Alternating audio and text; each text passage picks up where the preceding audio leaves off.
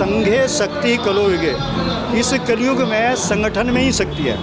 उत्तराखंड के ये सब पावन पर्व के कार्यक्रम के आयोजन में उपस्थित तमाम मेरे परिवार के मित्रगण, उपस्थित मित्रों एवं साथियों,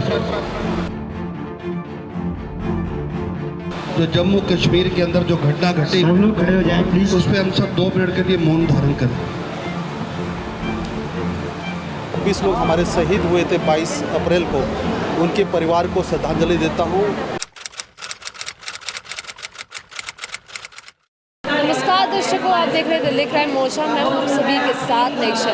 देखिए, जो मेरी मौजूदगी है आज हरिनगर में, और यहाँ पर एक ऐसा कार्यक्रम का आयोजन किया जा रहा है जहाँ पर उत्तराखंडियों को एकजुट करके रखा गया है। मैं पीछे दिखा सकती हूँ कि महानगर दिल्ली उत्तराखंड प्रवासी संगठन इस संगठन का नाम है, और इनका एक ही मोटिव है, एकजुट एक मुट्ठी। यहाँ पे जितने भी प्रवासी हैं उत्तराखंड के, वो यहाँ पर भारत माता के नारे लगा रहे हैं, भारत माता की जय बोलकर निवासी स्थान अपना पूरा भारत बता रहे हैं। उसी के साथ जो है कई मुख्य लोग भी यहाँ मौजूद हैं, मुख्य योग्यता जिन्होंने हमारे देश में दी है वो यहाँ मौजूद है, उनसे भी हम लोग जुड़ेंगे, जानते हैं। तो फिलहाल जो है हरिनगर के एमएलए यहाँ श्याम शर्मा जी हमारे साथ मौजूद हैं। एक बार चलते हैं इनकी तरफ। तो नमस्कार सर, सबसे पहले तो फिलहाल आप यहाँ मौजूद हैं, संगठन में सब लोगों ने आमंत्रित आपको किया है, तो क्या ऐसा लग रहा है आपको यहाँ पर? बहुत अच्छा लग रहा, बहुत बढ़िया लग रहा, बहुत अच्छा मुझे बुलाया इन्होंने, मुझे बड़ा देख के कलाकारों को। और यहाँ के आज जो ये पर्व है उत्तराखंड पर्व, समाज पूरी हरिनगर विधानसभा में एक भारी संख्या में यहाँ पर ये हमारे भाई रहते हैं उत्तराखंड के। ये प्रवासी शब्द निकालना चाहिए। उत्तराखंडी निवासी ने आज बहुत अच्छा कार्यक्रम भी किया और उसमें सभी हम मिले जुले, तो मैं इनको शुभकामनाएं बधाई देता हूँ। और इस हरिनगर विधानसभा में बहुत अच्छी संख्या में लोग रहते हैं, तो ये मुझे बुलाते हैं और मैं भी जाता हूँ, तो मिलना जुलना हमारा लगा रहता है। साथ में मैंने इनको बोला कभी कोई काम हो तो जब भी बताएं मुझे, मेरा ऑफिस सामने ही है। मैं फिर दोबारा से इनको शुभकामनाएं, बधाई, बहुत बहुत बधाई देता हूँ कि इन्होंने मुझे यहाँ बुलाया। और ये पर्व, ये जो उत्तराखंड समाज ने मनाया, बहुत ही अच्छा लगा मुझे। धन्यवाद। हर जगह अपनी बोली हो, भाषा हो, अपनी संस्कृति हो, उसको बचाने के लिए कहीं ना कहीं तो मोटिवेट करना पड़ेगा। इन्होंने बहुत अच्छा कार्यक्रम रखा, मैं इसके लिए इनको बधाई देता हूँ। सर, जो उत्तराखंड के लोग दिल्ली में रहते हैं और इनके तरफ से अपने संस्कृति के प्रति काफ़ी जागरूक करने का अभियान चलाया जाता है, आप एक महत्वपूर्ण पद पे रहते हैं, तो इसके प्रति दिल्ली सरकार क्या करने जा रही है जो उत्तराखंडी बोली, भाषा और संस्कृति के प्रति काम करे? देखिए, एक उत्तराखंडी बोली हो या भाषा हो, इसका टंकण नहीं है। टंकण का मतलब होता है लिपिक। यदि लिपिंग ना हो तो कहीं ना कहीं, क्योंकि हिंदी से जुड़ता हुआ हमारी लिपि है, हम जो भी भाषा बोलते हैं वो हिंदी से जुड़ते हैं। लेकिन हमारा अपने जिन प्रदेशों में अपने उत्तराखंड के लोग रहते हैं उनके अलग बोली हैं, भाषाएं, लिपिक हिंदी है। इन्होंने जिस प्रकार का काम रखा, इसका मेन उद्देश्य है, उनमें कहा गया है हिटो पहाड़, तो उसका मतलब यह है कि वहाँ की संस्कृति, वहाँ की सभ्यता, वहाँ के संस्कारों को कैसे बचाया जा सकता है। जी, ये महानगर प्रवासी उत्तराखंड संगठन जो है, ये दिल्ली में जितने भी उत्तराखंड के लोग बहुत पहले यहाँ आ चुके हैं।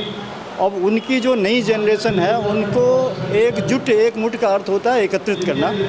उनको भाषा, संस्कृति और रोज़गार परक जितनी भी हमारी समस्याएं होती हैं उस दृष्टि से एक करके, और यहाँ रह रहे हैं उनके जीवन शैली में उनका सुधार करना। और उसके साथ साथ जो उत्तराखंड, जहाँ ये बोला जाता है कि भाई वो प्रवास के कारण वहाँ खाली हो रहा है, पलायन हो रहा है, तो उसको फिर से, क्योंकि वो देवभूमि है और पूरे विश्व की नज़र उस पर होती है। और वैसे भी हमारे मंच से सुना होगा कि हमारी जो वहाँ की इकोनॉमी है वो यातायात पर, वहाँ टूरिज़्म पे वो ज़्यादा है। तो हम अपने जो युवा हैं, हमारा यहाँ का जो समाज है, उसमें ऐसे अपने जो सवित्त पोषित जिसको बोलते हैं, अपने रोज़गार ऐसे विकसित किए जाएं, और जिसके साथ साथ यहाँ भी वो समृद्ध हों और उत्तराखंड को भी दोबारा बसाया जाए। ये इसका मूल उद्देश्य है, क्योंकि गणतंत्र में संगठन में शक्ति होती है। इसलिए ये महानगर दिल्ली प्रवासी उत्तराखंड संगठन है ये काम कर रहा है। क्या लगता है जिस तरह से जो ये संगठन है आज पूरे विश्व में जा रहा है, पूरा विश्व जो है उत्तराखंड के प्रवासी जो है यहाँ आ रहे हैं, आप लोगों के साथ सहमति के साथ ये कार्यक्रम हो रहा है, क्या ऐसे आगे भी कार्यक्रम देखने को मिलेंगे? जी बिल्कुल होगा, क्योंकि देखिए संघे शक्ति कलयुगे, इस कलयुग में संगठन में ही शक्ति है। आप देखते हैं गणतंत्र में जिसकी आवाज़ आगे जाती है, जिसकी आवाज़ ज़्यादा होती है उसकी आवाज़ सुनी जाती है। तो ये संगठन काम कर रहा है और अवश्य इसकी आवाज़ आगे जाएगी और आगे सुनी जाएगी। सरकारें वही काम करती हैं जिनकी संख्या ज़्यादा होती है, जिनकी आवाज़ ज़्यादा होती है, जिनकी आवाज़ में दम होता है।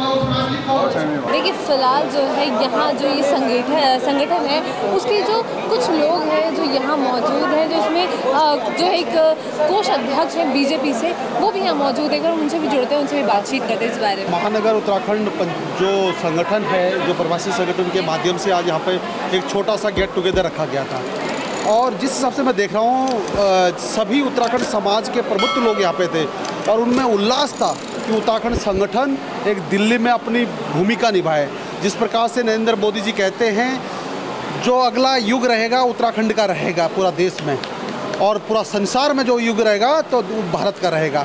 मैं उसी को आगे जोड़ते हुए ये कहना चाहता हूँ कि उत्तराखंड समाज और उत्तराखंड के लोग अपनी जो कह सकते हैं उनकी ईमानदारी पूरे विश्व में डंका बजा है और उसी ईमानदारी को प्रस्तुत करते हुए आज ये समाज यहाँ पर संगठित है। और ये मैंने देखना चाहता हूँ पिछले 3 महीने का जो इनका कार्यक्रम रहा, 3 महीने में इन लोगों ने कम से कम, मैं अभी सुन रहा था 700 लोगों को इकट्ठा किया।